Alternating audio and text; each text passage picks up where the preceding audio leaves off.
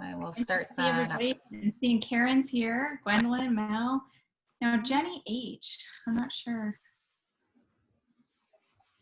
Mary Elizabeth, Vicky's here. Nice to see everybody.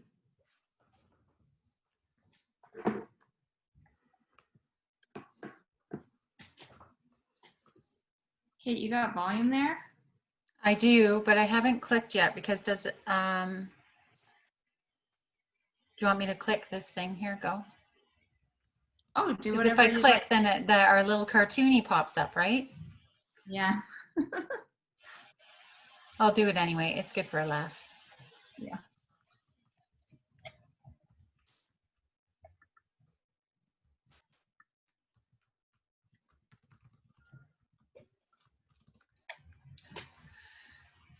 I think it's hilarious. Like, I thought it was hilarious too. like I've been in some Zooms and you see the kids going like this. I know. They're so polite too, because you even say you can talk and they're just like, no, I'll just hold my hand up. So cute. They're so funny. Okie doke.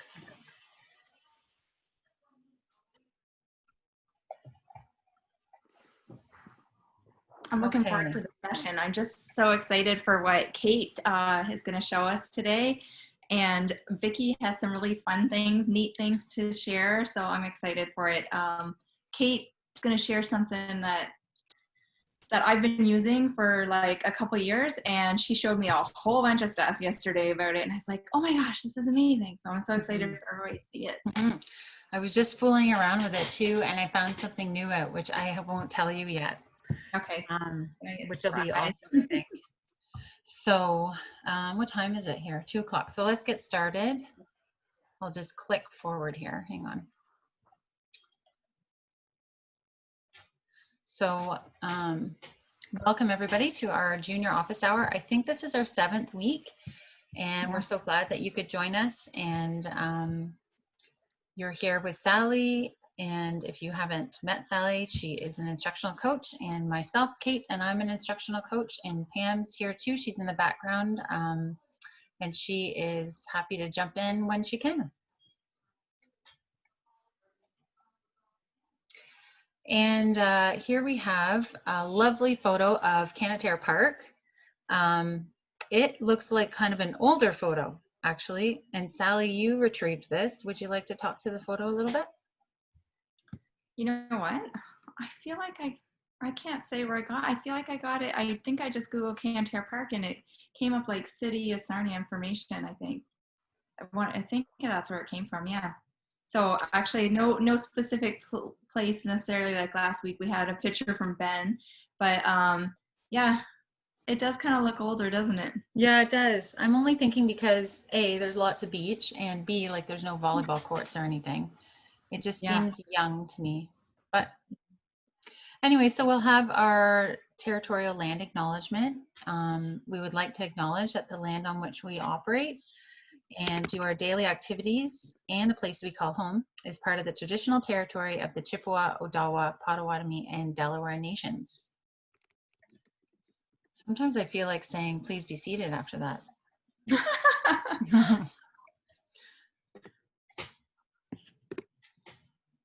Okay, so last week, if you didn't happen to join us, we were looking at provocation videos along with a few other things. We had Leslie Fraley join us, and she was sharing a lesson that she had done on Jamboard and how she had the students all working on she did an activity, then she had the students all working on their Jamboard separately at the same time, and then was able to use that for discussion. So it was a really neat thing that she shared with us. And we talked about provocation videos and what the purpose of those are. So this video just kind of captures it. I also want to say, like, sorry, go ahead, Kate. The YouTube part. Oh yeah, creating your own YouTube account and then being able to upload videos there so that it makes it easier for you to share them in forums or other places as well. I was going to say something. I forget what I was going to say now. The Bitly, the bit.ly from last week. It was something like Junior Office May something.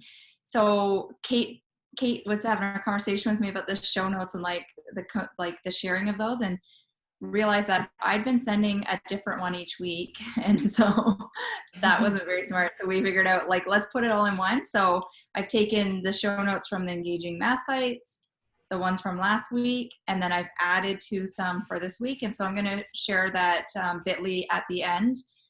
So anything that you see today will be able to be accessed from that bit.ly, and we'll just continue to add to that one file. And so there'll be 3 weeks, and then next week we'll just keep adding to that same one. Mm-hmm. Yep, that was interesting. It took us that long to figure out. Yeah.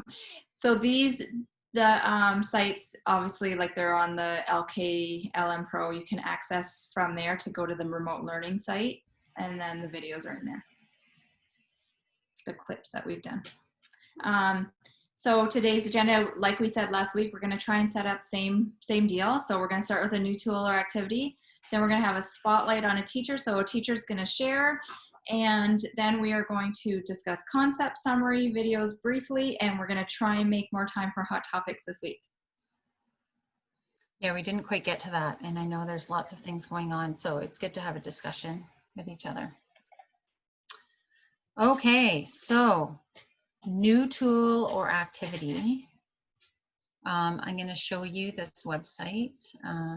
Oops, that's not what I want to do. I want to escape.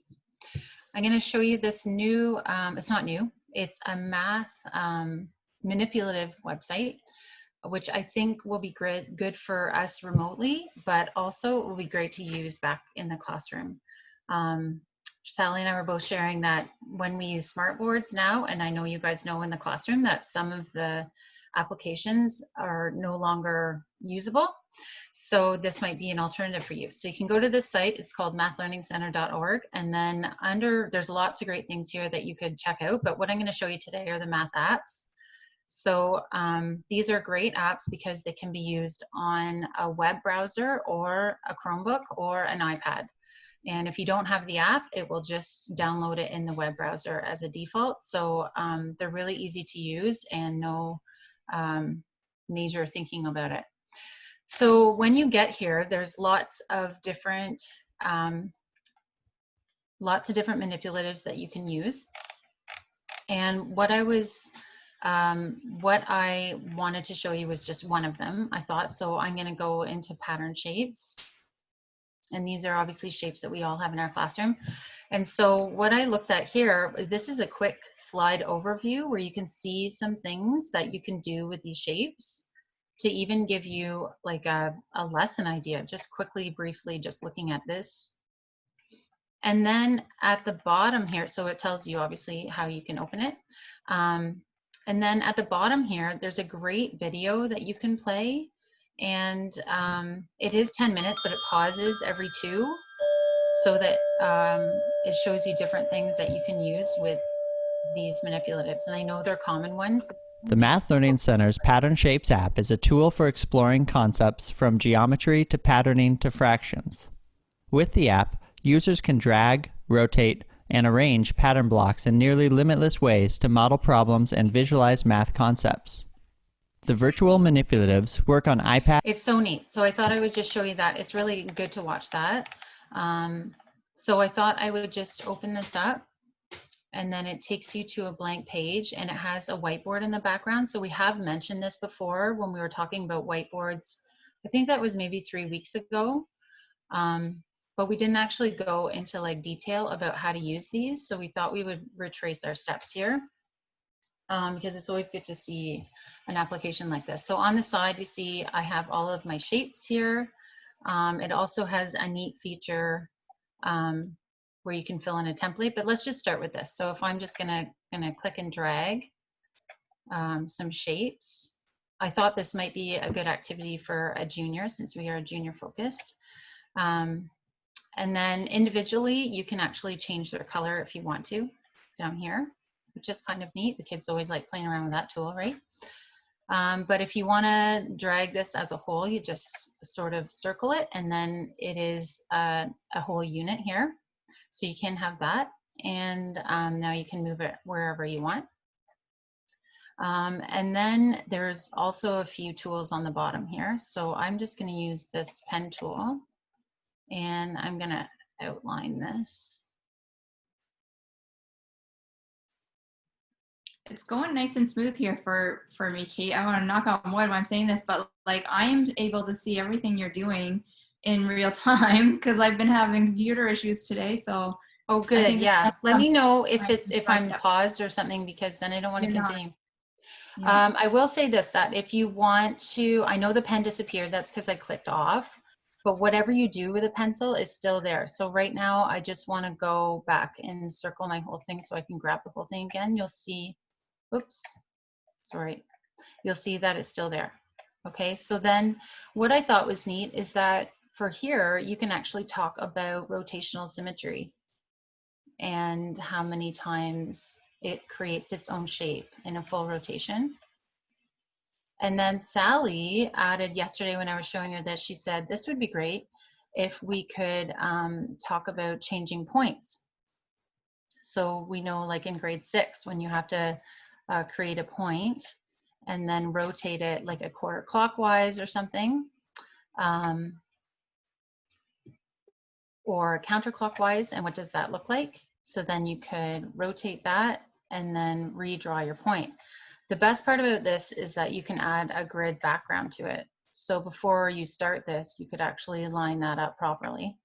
And then they would know where to put their new point if they were turning it a quarter clockwise. So I thought all that was really neat. And it keeps all of your drawings unless you erase it or you want to refresh your page.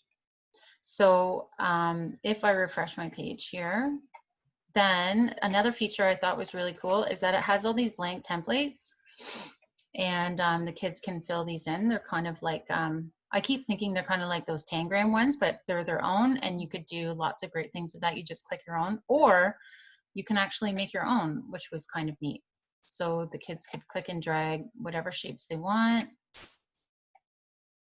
and then they click on here and it makes it for them, and then they can save it to their device. And you can see I've been playing around, so I have a few that I would like to use, and they're in my library already. Whoops.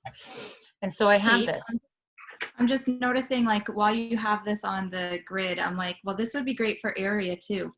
Right? So like those odd shapes, you could use it for area, like, and how you calculate that, and what do you notice about the area of the triangle versus the square. And I think it's nice that it's there. You can see that. Yeah, that's a great thought, Sally. It also has a triangle view. Oh, I think somebody else is speaking. Who is speaking? Oh, that was me, it's Pam. I'm just thinking all those spatial reasoning puzzles. So like the one you just had, like how do you fill the space with the least amount of shapes or the most amount of shapes? Yeah. All of those. Kind of oh yeah, there's some really great features. Practice too. Yep, exactly. We know that comes up on grade 6 EQAO, right? Another great feature of this, which I think you guys will love, is that it has a protractor on it. And it's a great protractor, especially because I know the one on Smartboard is not there anymore. It's not, the interactive one isn't there. Yeah. So this one is really simple for kids to use and you to use to show and talk about different angles. And you can actually rotate this shape if you want to within that, or you can move it around, up to you. And then the kids can actually, you could draw on that if you wanted to. I actually decided that I wanted to put, what was the degrees here? Oh my gosh, I lost it, 120. And it even has the degree sign. How often do you see that? Never. Right? And so then it's on there, which is pretty neat. Yeah. Yeah, I really like those shadow ones. It is really neat. Yep, and it's really easy to use and manipulate.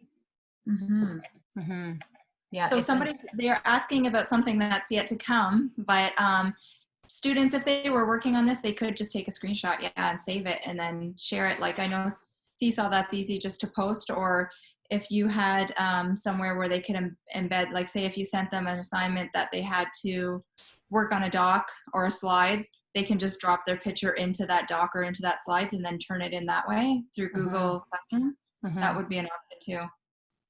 Okay, so having said that, let's move on to a different, here is a different manipulatives. These are called number pieces, but we know them as base 10 blocks. So if you grab one of these blocks, you can actually increase the size of that. I decreased it. And then this is an activity we thought would be good for junior grades. If I click on these dots here, it makes each of these individual, so it makes it into 10s, and you click it again, it makes it into 1s, which is easier than just dragging a whole bunch of 1s. And then what I'm going to do is I'm going to circle a bunch in the corner here, and I'm going to change the color. And then this feature actually has a T tool, so you can type. The pattern block one didn't, which is a downfall, I think. But we can only use what the tools have. Okay, and so then we thought, oh, why don't we talk about what fraction does this show? Or what decimal? What percent? How do you know? Whoops. And that could be the questions that the kids have to answer. The great thing about this manipulative is that it has these two extra features down here, which are the sharing tools, and they're really new. Like, I think Sally found them first, and maybe you found them a couple months ago, maybe? No, like I just discovered it like a couple weeks ago, and I haven't tried it out. But I watched the video introduction about it, and I think it said it was produced in April or February, something like that. So I think it's like just a new feature. Oh, okay. So maybe it's something that came because of the way that we need to use it in this environment, right? So it's not on every manipulative yet. So it's not on the pattern one yet. You'll see down here, it's not there, but it did say at the beginning of when you go to the website that it's coming for all the manipulatives. It does say that, so it should be coming. So in here, if you click share, then it's actually creating a code or a link for this. So you could actually do this a couple ways. You can display this code really large, and then the kids go to this app or go to type it in Math Learning Center, and then they click in the code. They'll put the key comes up, they type the code in, and then they each get a sheet. So it's like a worksheet. It gives each kid their own. Or the other. It reminds me of the Google Classroom, like where you can just, when you assign somebody, like every student the work, and you click everybody and it gives everybody their own copy. That's what it's doing. So it's not a shared copy, it's an independent copy. Like everybody gets their own. Yes, yeah. There's no you don't collaborate on this. Okay, so or you can copy this link and put it into I'll put it in the chat here in a minute, or you can put it in your Google Classroom or SeeSaw or whatever you use. And then the other feature is that you can save image here. So if I'm on a desktop, so if I share image or save image, it just saves a picture to my downloads. You could also copy this and then right click and then copy. And then actually I could have a slideshow open and then just paste that right in there. Right, and then now I have work. If I'm working on this all week or something, I could have a slideshow that I hand to my teacher at the end of the week, or however you want to do that. Could be a collaborative slideshow that kids are supposed to find their own page and show how they figured it out. You guys are experts too, so you can sort of figure out how you want to use it. The other great thing is, Sally, is that I did this on an iPad. And initially when I clicked save image on an iPad, it did not save. It wanted to save it as like a file, which I don't even know where that saves on an iPad. And that's because I was using a web browser. But if you're using an app, then it goes into your photos. So if you have the kids download this app, then it saves it as your photos, and they can just upload it like any other normal photo, which was awesome. So if they don't have it download though, they could take a screenshot and then that will go to their images too? Yes. The nice thing is too, if they were to take a screenshot, they can use markup tools and draw on top of it too if they wanted, if it was, you know what I mean, if they want to write their name on after or something. Yeah, they do absolutely. the pen tool inside this site. Right. So I'm going to go ahead and copy this link. Hang on. Oh, I can't copy. You know what? I can't copy the link right now because I'm in share mode. Oh, you know what? And I think it's okay because we're at 2:18 and Okay. we have a guest to share too. And so, but like, I think, like I've tried it out, not with a class yet, but I like it. I like how it's so easy to just like copy that link and then post it. You could post it in your Google Classroom, right? Yeah, it's so easy. It's such a neat tool, and I think it's something that you're going to use even when you get back in the classroom. Mm-hmm. Okay, I'm on the wrong spot here. Okay, and get to where we're at. Okay.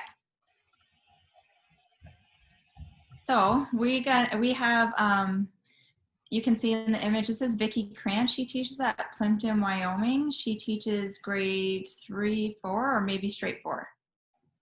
But I get to go, I've been in her class. Grade 3, Sally.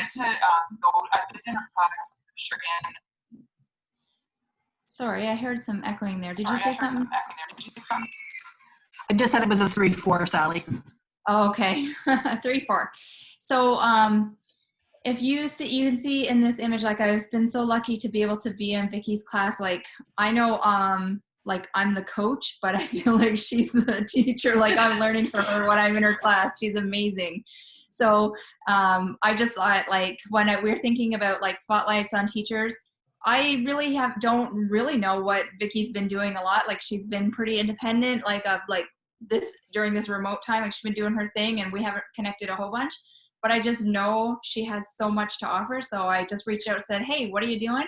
And she listed all this stuff. And I'm like, that is absolutely incredible. So I asked her if she would come join and share with us. And I'm so thankful she did, because she just has so many great ideas.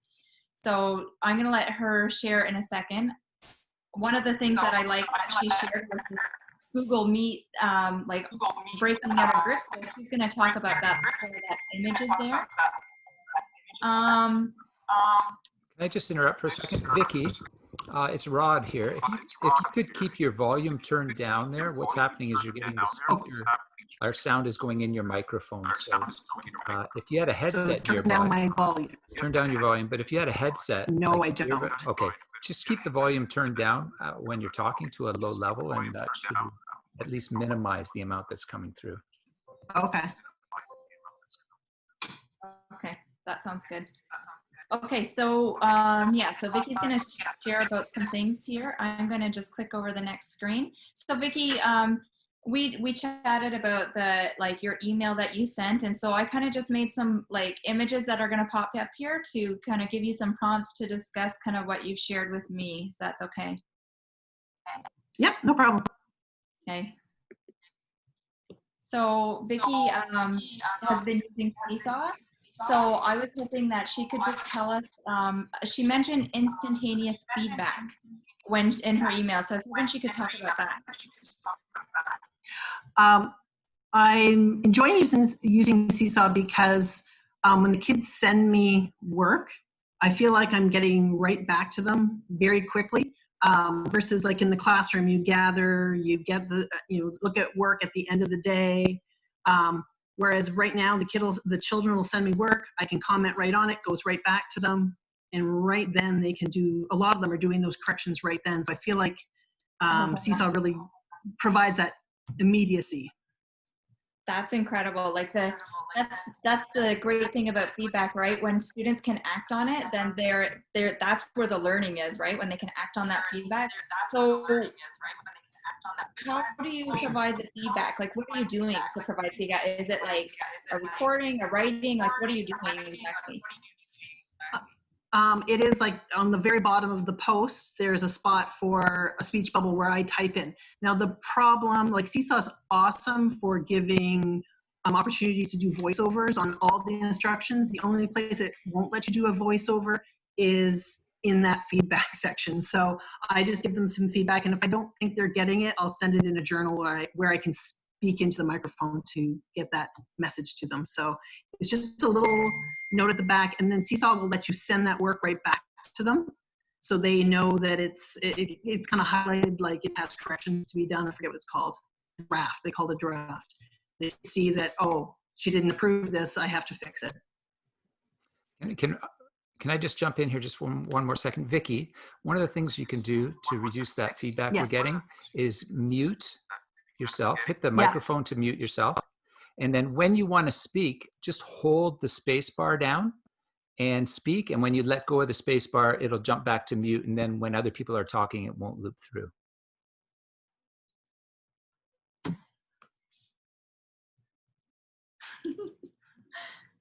I'm not hearing myself talk, so it's working, Vicky. So now, just wait for a second. When you press the space bar, it'll come back. Just wait, give it a second for the microphone to come on. It'll be a lot clearer.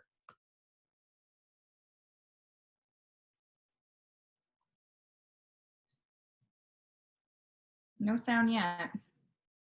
Yeah, she's just getting a little bit of delay. Oh, I see. Yeah, sorry about that. We might just have to live with, I'm gonna unmute her here manually. Try again, Vicky. I'm sorry about that. Oh, I've been holding the space bar. I just have to click it. Is that it? Yeah, so when you're talking, hold it down. Let it go when you're not talking.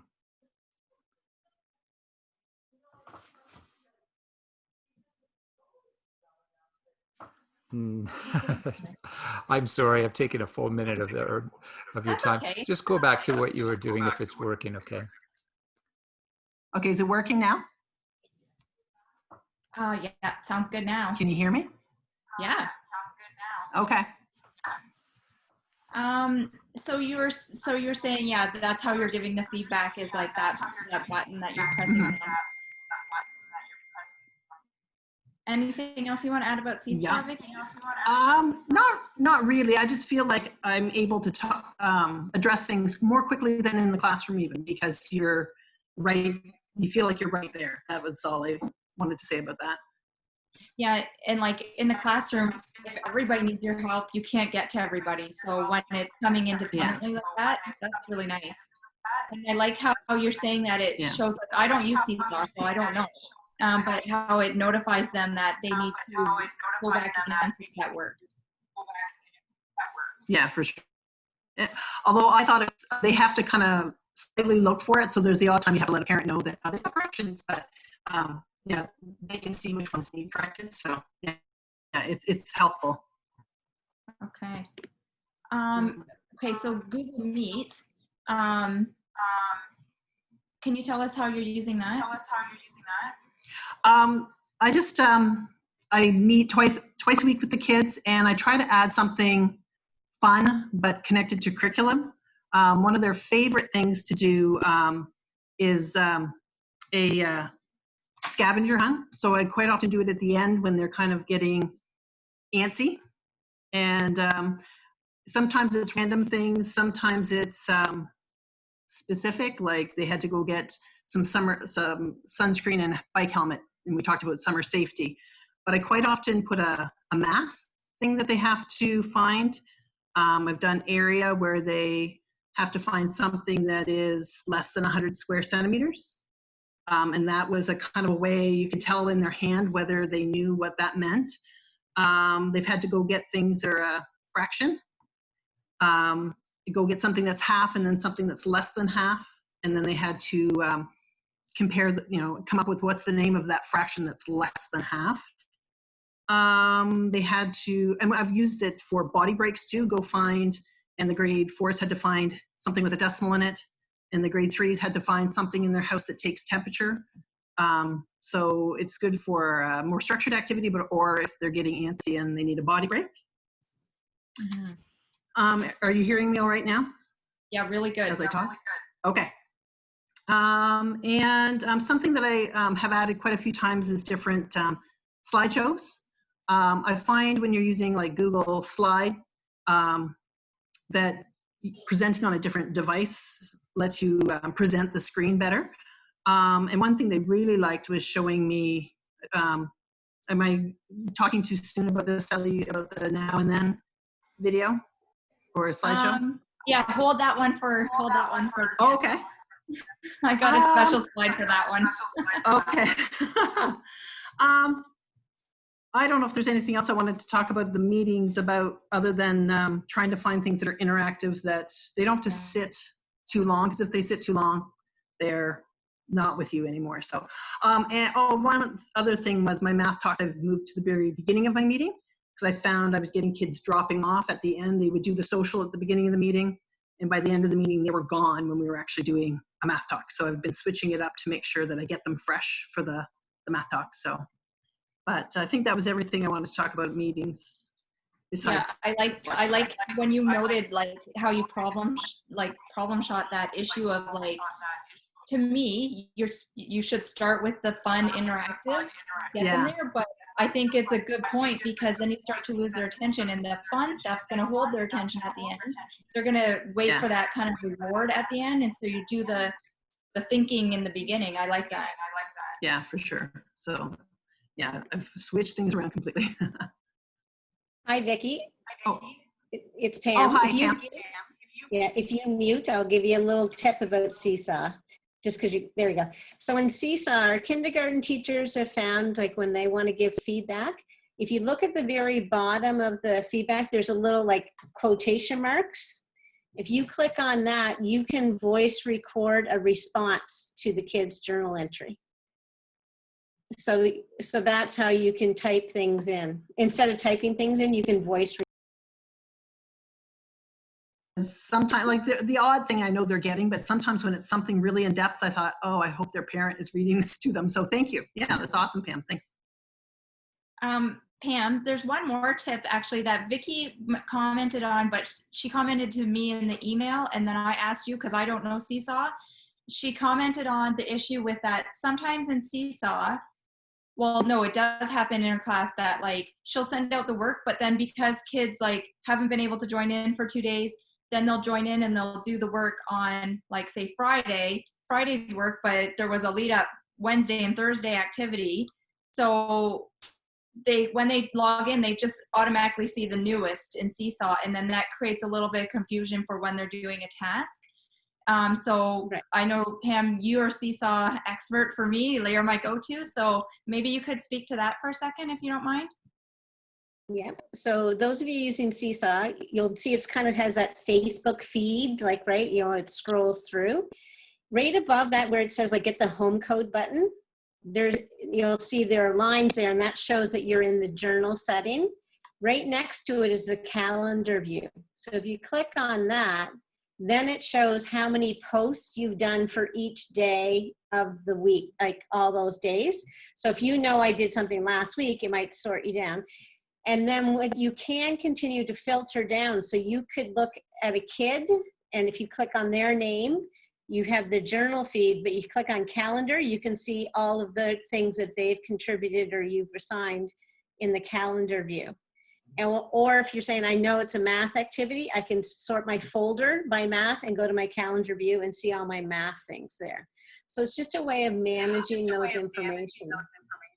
Is there a way that the kids can see it differently though, Pam? Because it's what the kids are seeing is the problem, because they're like, if they're behind, all they see is today. They don't see what they didn't do 3 days ago. I didn't know if there was a way of, instead of them seeing the most recent posts, show the last post they haven't done, that kind of thing, if it could be reverse order. Is there anything like that? So I'm like always viewing things from the educator perspective. So I wonder if we could crowdsource this. Anybody out in the audience that is a mom or a dad that is a kid using Facebook, can they sort it that way? So I don't know the answer to that because I don't see it from the kid perspective, but. I haven't figured out a way to do that yet. You're right, for the today's stuff gets pushed to the top. I'm not sure. I'll play around with it and see. So look for that. It seems little like icon. everything. Right.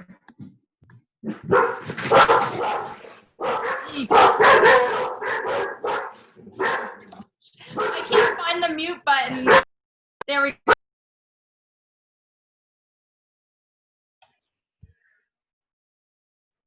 So we're giggling because someone in the audience had dog showing up at their Google Meet yesterday to take over. So it's funny how it's happening again.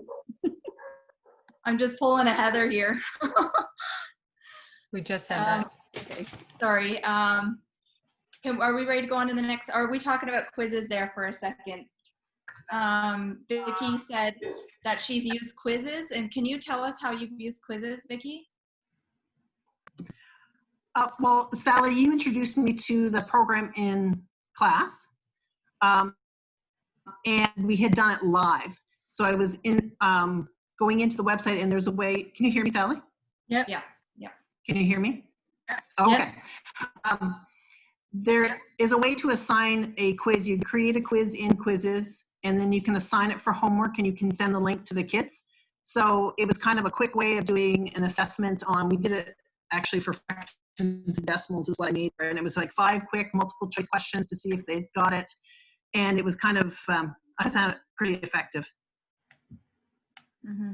So it's kind of like a quick at a glance of your class, and so I'm just going to go in here to reports. So we played this with like some coworkers just to try it out one day, and you can see here the report, so then you kind of know what it looks like when you get the data back from quizzes.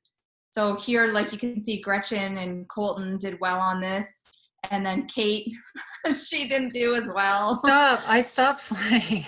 I don't know why. Sure you did, Kate. And then it gives you each question, and it tells you the percentage of how many answered what, which is pretty sweet, because then you can see at a glance like which ones the students struggle on. But then you can also see this, which I really like, is that you can just quickly see like, oh, like everybody struggled here with that one. Like it kind of gives you a good breakdown. Okay, I'm going to go back into our slideshow now and present. Okay, where are we here? So Vicki, you would use it again then? Oh, for sure. Yeah, I think so. Because I had done a few assessments just to give the kids a purpose for continuing to work with me and to have something in case their mark went up. And it's something that's quick. And I find, yeah, it wouldn't take as much of their time as any other assessment I would send. So I would definitely do it again. Yeah, I'm worried that I'm sending them too much work. You can take those quizzes and make a copy for yourself and edit them, put in and take out questions that you don't want, right? What's that? Sorry, I didn't hear you, Sally. You can edit the quizzes that they already have. Mm-hmm. Mm-hmm. I haven't done that yet, but yeah. Okay. So you've used Jamboard. Can you just tell us quickly how you've used Jamboard? After hearing what I heard you talk about other people using Jamboard and sharing it, I'm not sure if I am as techie as some of the other people out there, but I use it as a for my math talks. I haven't shared it yet with the kids. I like it. I find the mouse to write is very. It's not. Yeah, to record the kids thinking, it's not quick that way, and it's kind of messy. It's hard to write with, but I'm not sure if I can add anything more than what I heard you guys saying, because I have not shared it with the other kids or with the children or anything at school. But it is nice, like as an overview, that you're using all these different things in your programming right now. It's great to see like the variety of stuff you have going on. And so there's just a picture of her scavenger hunt that she posts. And I like that, like throwing fun, but then throwing math. Yeah, there were a couple comments in the chat about that. That's a great idea, just to get the kids up and moving, right? And find something in your house and can relate that to math or just regular stuff. I make them promise. I make them promise to put everything back after too. Yeah. Like they do in the classroom. One thing with quizzes though, that I always, when talking about quizzes, I think it's really important that if you have a way to anonymize students' within that platform. So if you are going to use that, then like give them like a code name or give them a number, so then they are able to, you can identify them, but then nobody else can. It's student information, right? There's a place where you can have it that the results aren't shared, Sally, because I think when we did it in the classroom, the results came up on the on my computer. But when I share that link, there was a place where I could click don't share results or don't post results or something like that, so that nobody sees other people's marks. Yes, that's a really good feature. So then it's not competition, and you can also remove time or give them extra time, so then there's no time pressure either. But then the other thing is, like, I'm thinking not like privacy with respect to their peers. I'm thinking privacy respect to like just the platform. Like, because if their full name was on there, it's a student's information. So that's kind of why I say the one. Okay, so now and then, this is my favorite part of what Vicki showed. So it's a slide deck that she did with her students. Here's the now, and there's the then. Can you tell us a little bit about it, Vicki? And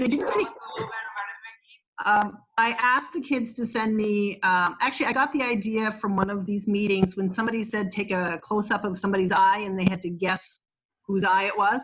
I thought, well, we can do something like that, but I had them send me a baby picture and then a recent picture. And then and it was just a guessing game through a Google Meet, and I scrolled through and they didn't get this. I figured it's a pretty old-fashioned looking picture, and they didn't get who I was.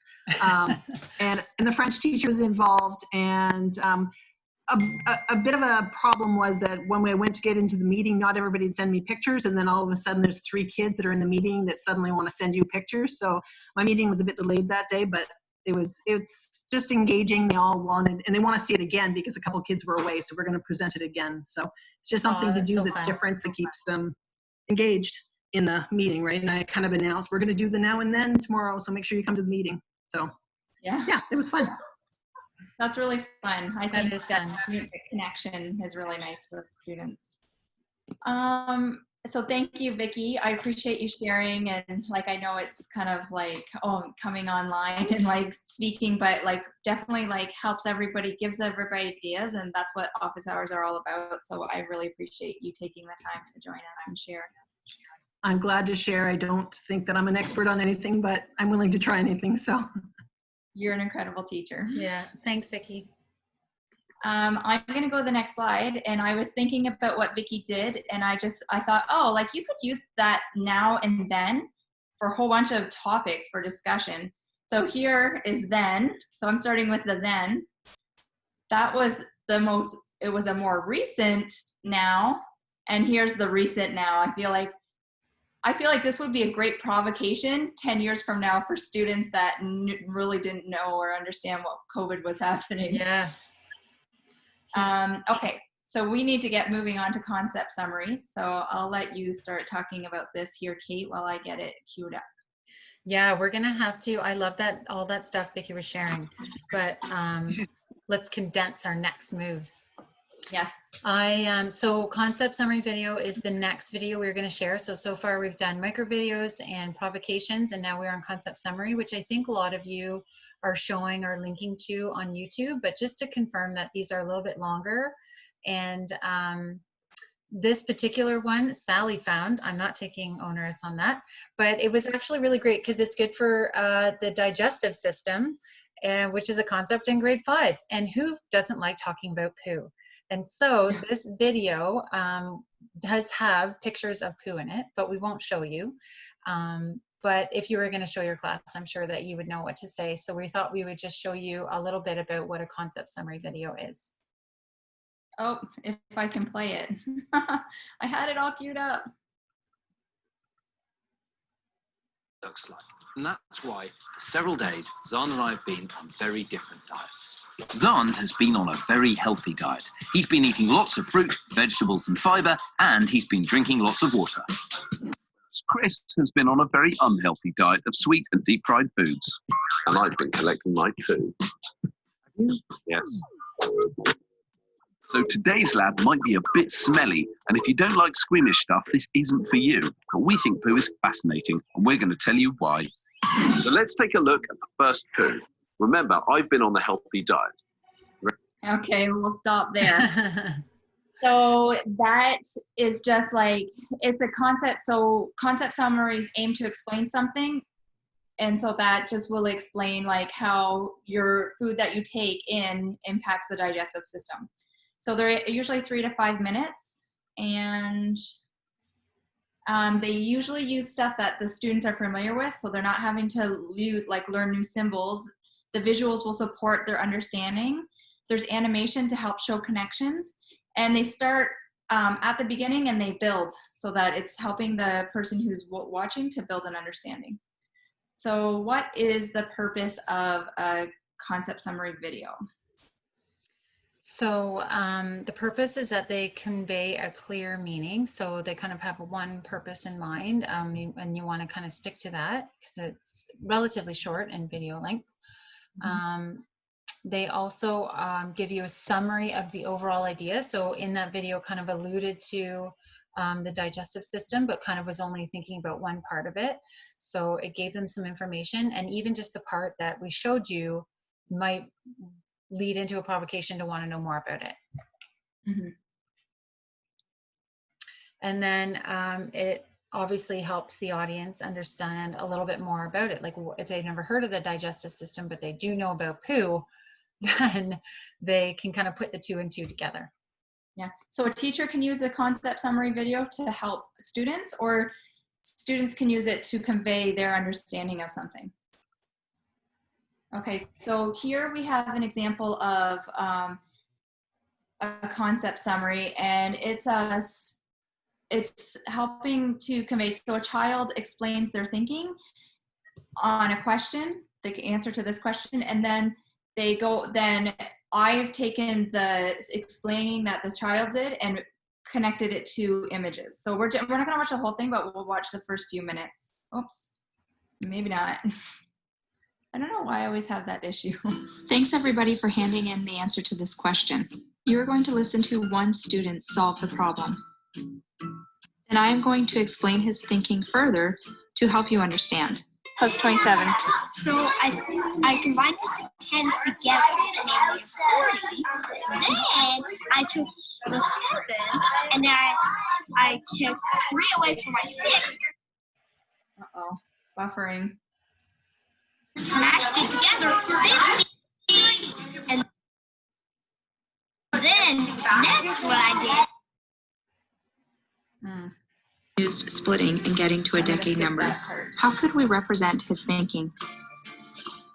We can represent Eamon's thinking with 10 frames. In the blue, he has 27. And on the right, in red, he has 26. This is using Eamon clips, said that he took all of his 10s and joined them together. So when we take all of the 10s, we end up having 4 10s. And he said, that is 40. He then has 7 and 6 remaining. He joins the 7 to the 40, and that makes 47. Once he has 47, he decides to break apart his final 6. He takes 3 from the 6, and he joins it to the 47. Once he joins it, he has made 50. After he's made his 50, he has 3 remaining. He takes that remaining 3 and joins it to the 50. So I'm not gonna play the whole video. The link to the video is in the show notes, but it goes on to show the number line, and then after that, the numeric representation. The key thing is that it's like the visual connection. It's helping other kids get in on that learning, because him just explaining it orally like that, it's good, and it's good learning for others, but then being able to see that, and that's a concept summary, I guess. Like it's showing how he's splitting apart a number at first, and then it's actually showing the number splitting apart and then joining to get to a decade number and then adding the remaining on. This is another pre-made video. We think this is a really good site. I'm actually not gonna go through it because you'll be able to access, I'll put the slide deck in the show notes as well. You'll be able to access these videos and look through. I think you like grasp the idea of the concept summary, but the key here is that there's lots of concept summaries already available on the internet that can make your life easy. So I math might is just visual. jump in here Yeah, and go say for it. that like to actually visualize the kids thinking is so key, that there's like a whole website dedicated to math is visual, right? And so we need to help the kids along that need that visual piece. Yeah, so like you could see all those videos in there. And so this is the theoretical probability one. It's great. It shows students like how if all these marbles fall into that bag, and it shows it happening, and then you spread them out and the whole bag, it shows them all, and that makes the whole. And then how to find what 25% chance of finding is, or what the chance of pulling out one red marble, what the chance of pulling out the 5 orange. So it kind of goes into that. This doesn't have voice to it. So one way you could increase this is to just do a screencast and talk your students through what's happening to even make that richer. And then see on the side, you can see all of the different topics that you could go and access some of those videos. So it's called Math is Visual. I'm gonna go back now to our slide deck. Sally and crew out there. Today I was in conversations with some of our adopt a scientist or some the science discovery squad people, and they're looking at maybe doing some science videos. So learning how to get some provocation videos or concept summary examples for some of our science units that go along with their science kits. So hopefully that will get some of those things up and running and kind of continue kind of keeping our science alive through this distance learning time too. Yeah, that's fun. So this one, if you were in with us a couple weeks ago, Greg Van Bundren we had done a video, a micro video, or Greg had done a micro video and we were sharing it. And it was connected to the board phasing out single-use plastics. And I was looking through, it's okay to be smart, and that link as well will be in the show notes. I came across this and it says how much plastic is in the ocean.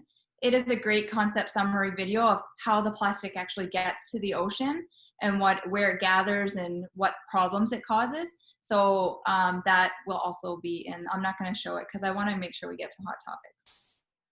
So again, these are some ways that we can record. We've discussed that in the past. And here are ways that we can upload and share those videos. And that YouTube was our new one last week. Okay, hot topics. Well, we learned something new at the beginning from Heather, because we were having trouble. I was in a Google Meet earlier, and there was an issue with Google Meet and the grid view. That Rod came on and said that they had a big what do you call it? An overhaul, an upload, an upgrade. So they had a big upgrade. And so then if you were having trouble with your Google Meets, that could be the reason why, which was helpful. Mm-hmm. So Heather was telling us before the session that she had that issue this week. Yeah, and so Gwendolyn's saying there was a video shared at the primary session. Yes, or no, primary session? Oh, so we didn't see the primary session. Heather was telling us that it was shown she found it in the SeeSaw, right? The SeeSaw library? Yes, that's correct. Yes, that's correct. Yeah. Apparently Rod said that, Leslie, this is to Leslie and everyone else, that apparently the upgrade, they upgraded Google Meet so that there's an embedded template already. So if you have the extension, it interferes with the template that's on Google Meet now. So you have to delete the extension. They have a grid view extension now, like within the platform. So you don't actually need the extension anymore. Then the grid tool that Google Meet added on their own will work. Yeah, so we got to get rid of those extensions we added in the beginning and then go in and just use the one that's in Google Meets. Yeah, I'll be curious to try that out. Anybody else have anything they want to discuss? We've got 10 minutes, I'd say. Almost 10 minutes. We like plan for too much, hey Kate? We just get excited. We always overplan. Yeah. So report cards, anything about report cards? Yes, we got Pam here. It's a good time to ask. Just feel free to like unmute your mic if you have a question and just I'm not the only one that knows about report cards, though. The team all knows. And our colleagues too. I could just add clarity for sure. So Pam, there was a question. Remember the question I asked you over text yesterday? I wonder if people are wondering about that question about math strands, since we talk a lot about math here on our junior show. Yes. Well, any strand where we have multiple, any subject where we have multiple strands to report on. Mm-hmm. So the question was about how many marks in math, and then you can take that context for how many marks in arts. So if we think about what growing success says for us, in regular times we report on 4 of the 5 math strands in each term, and each subject has to be each strand has to be reported at least once. So we didn't do term 1, so kind of your choice as a professional to determine which of the 4 out of the 5 to report on is there for you. And then the use of I means insufficient evidence to fairly assess the student. So if you're wondering about that, you can start thinking like we don't have the volume of assessments that we normally would have, and that's okay. So take what you have and make some decisions there. But you've been asked to connect with your principal. If you have any questions about the use of I, just have that conversation. So there are no surprises in that sort of piece. But, you know, be thinking about, you can get, as a teacher, you're able to gather the evidence from observation, conversations, and products. And so even like when I think about the quizzes today, if you've done quizzes, you can barely clearly see. If you did something on fractions, you might identify a strength for kids. Like they might know that benchmark of half that Becky was talking about. Like that might be the strength that you report on, but they have trouble, say, converting to a percentage. So, you know, that might come through in a quizzes. And so you can use that evidence there. Or Pam, yeah. like you were sharing, sorry, like things that come up in Google Meets, right? Like if you're sort of sharing as a class and working on some things that are curriculum based as a Meet, you can use conversations there, right? Absolutely. So I was thinking about Greg and his conversation about, you know, the single-use plastics. Kids have had time, because he introduced it as a provocation at the start. Kids had time to think about it. And when they were in their Google Meet, they could be defending the position, you know, backing that up. And like, why couldn't you use that as an oral mark in language?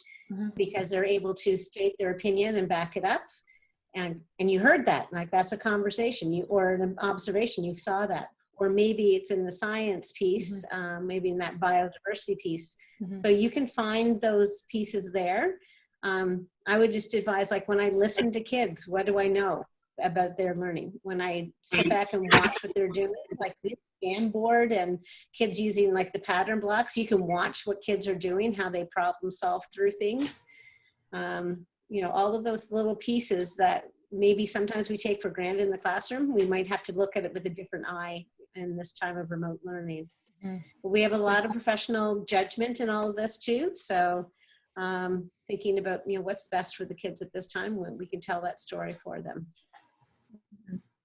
And Heather noted in the chat that she feels like more information is coming out with respect to report cards too. Yes. Well, I know as an EPFO member, like I really appreciate the memo that came out. Was it this morning or last? There's so many memos, I never know. But EPFO came out with a really detailed piece on like stance on professional judgment, and there's like that commentary about the I in piece. And I believe there will be something coming next week from like from our board. From our understanding is that the ministry always sends a memo first, and then it goes to school boards and our unions, and then we make understanding of that, and we try to take some time to think about it and what is the LKDSB perspective on this. So I know our EPFO people have been really great about keeping us informed from that perspective, and I know next week we'll be getting a new memo about report cards. But it's always about sharing what we know about kids. What are they? What's their key learning? What made them successful, and where do we go next in their curriculum? Well, last week, I got to teach a class. So remember I was sharing last week that I got the video ready and I got the Jamboard ready and then I had the exit ticket. The exit ticket I felt like went awesome. Like I really got a clear, like what everybody learned from the lesson.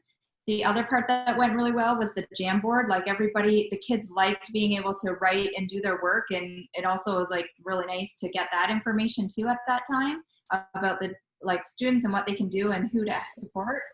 The video beforehand was kind of like a minds on get ready. I feel like I might change that and do more of a concept summary because you can only have the kids on there for so long. It's hard to keep their attention. So we did like a minds on and then a minds on before and then had some discussion about what they needed to know and learn to be able to do the activity. I feel like I would switch that up. And another thing I realized is that being like, it's so hard to keep their attention. Like there was 18 of them in the class. It was so hard because they're at home and there's so many other things happening. It's not like in the classroom. So the other thing I thought was like you could differentiate your class by having like a smaller group, and then maybe a bigger group who was able to, Heather's saying, unless your dog provides entertainment. Yeah. So like grouping kids that, are going to like be able to follow along really well and aren't going to need that extra support, maybe a bigger group and then maybe some smaller groups to make sure that, you can get to everybody's needs, I think might be an idea. So Sally, I had a Google Meet earlier today, but there was only about 7 kids and it was more manageable for sure. But I'm wondering, like, what do you think is the ideal? Because Vicky alluded to that too, right? Is that she needed to give breaks and that's where that scavenger hunt came in. And I think everyone's kind of feeling that.